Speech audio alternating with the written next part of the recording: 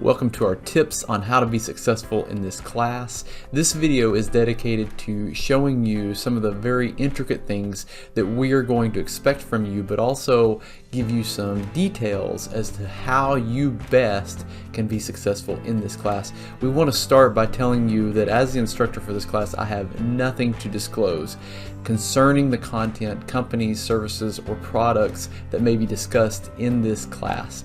I am not receiving any compensation from them, and I will comment on products and services as we go through the class that I use and believe in, but I get no compensation for or from. Everything that I present in this class is for informational purposes only, and it does not take the place for directives that are made to you from your doctor or healthcare provider, who should know if you are planning to begin or end any of the items that we do discuss in the content of the course. There is no practitioner client relationship formed by your enrollment in this course or the participation in this course, and special considerations can and many times will arise by your participation in this course. So be sure you keep your safety as paramount and the number one priority as we go through some of the things in this course. So why is there no book? Well, people often ask me this question, and I like what Mark Twain says. He says, be careful about reading health books. You may die of a misprint. Now, it's all kind of fun to hear that, but the reality is the content changes a lot, and this helps me to be a little more accountable to the content, but also helps you to be a little more accountable to the content as well. But it also helps you by not having to buy another textbook. And so I like that, and that does help meet our mission at this institution to be affordable.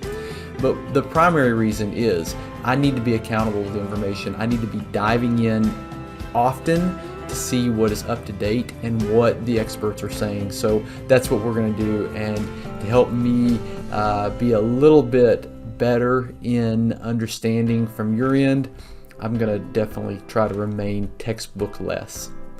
Some tips though that we definitely want you to be aware of is, number one, we want you to read your emails. And that's going to come across from the student email account that you have with the college. So be sure that you're looking into that. But on Fridays, I'm going to send you a very benign email that is not a requirement for you to read by any means, but it does give you some information that is a little more augmented to the course. And it also helps to remind you that you're in the course. And I don't mean that offensively. I'm just telling you that we're busy, I'm busy, and I need to be accountable to you, and remember that I'm teaching the course.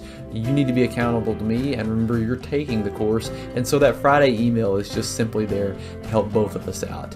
Early alerts are just simply alerts. So if you get an email in your student email that's called an early alert report, we just want you to kind of understand that that's a gentle nudge. We're just asking that you pay attention to the course. Maybe you've kind of gotten off track. You're missing some assignments, things like that. They happen, right? So we are just doing this simply to help you out. So don't take offense to that either.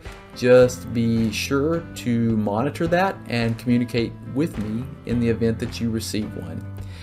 We do want you to be familiar with the calendar, and that is very important because on Tuesdays at midnight of each week, that's our due dates, with the exception of certain weeks, like in the fall, you won't have assignments, say, or due dates for assignments in the week of Thanksgiving. In the spring, you won't have them for the week of spring break or Easter break. Or you won't have assignments due in the summer around July 4th. So just kind of bear in mind that those do have specific non-due dates associated with them, but then Tuesdays at midnight are our due dates. So be aware of that. But also be aware that there are some assignments like the personal nutrition study or the personal sleep study that require 7 days of data collection. And so you don't want to wait until Tuesday night to submit those on the due date.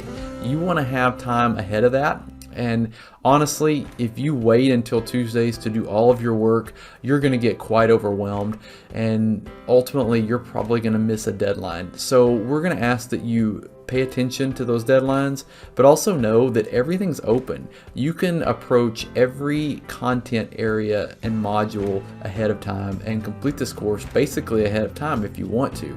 But we do want you paying attention to the deadlines. The next thing is we want you to submit professional work. And basically what that means is you're going to have to type or provide a attached document to each submission that is typed. We will not accept handwritten work that is maybe something you take a picture of with your cell phone. We do not accept pictures, and we also do not accept emails that are outside of this class directly to me with the work submitted. So if you miss the deadline and you email it, maybe at 12:30 a.m. and say, ooh, I missed the deadline, but I'm going to send it to you anyways, that's not accepted either. If you do either of these two procedures this way, what you're going to get is a kind email back that says, okay, so you missed the deadline or you submitted incorrectly. Please submit correctly when the assignment opens again. And we'll talk about that here in a minute in the grace period, but definitely be aware that those are not going to be accepted. Also, be aware of rubrics. They're attached to every assignment. They change. They're modified to approach the assignment more directly, and that gives you your best detail on how to correctly submit your content.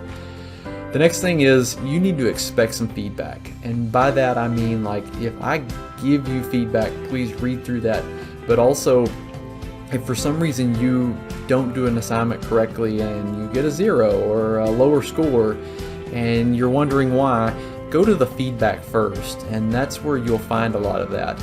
If you get a 0 on an assignment and you have no feedback, what I want you to do is understand that's probably a typo on my part, and so just kindly send me an email that says, hey, could I get some feedback explaining my low grade on this assignment? And if I notice that there's no feedback and it's a 0 and you did turn in a perfectly good assignment submission, then I'm gonna know it was my fault and I'll correct that, and that's the best way we can do that for both of us. And then the 1 week grace period is simply this: you do get a week, but it's predetermined, and it's not a week after each assignment is due. What it is a predetermined week that I put into the semester and will alert you via email and announcements that it's occurring. So be watching for that, but also know that it's hard to get everything in that week, so you don't want to get delayed. But there is a 1 week grace period that will occur, and we'll let you know about it. So I hope this has been informative. I'm ready to see your work. Get to start working and head out. See you then.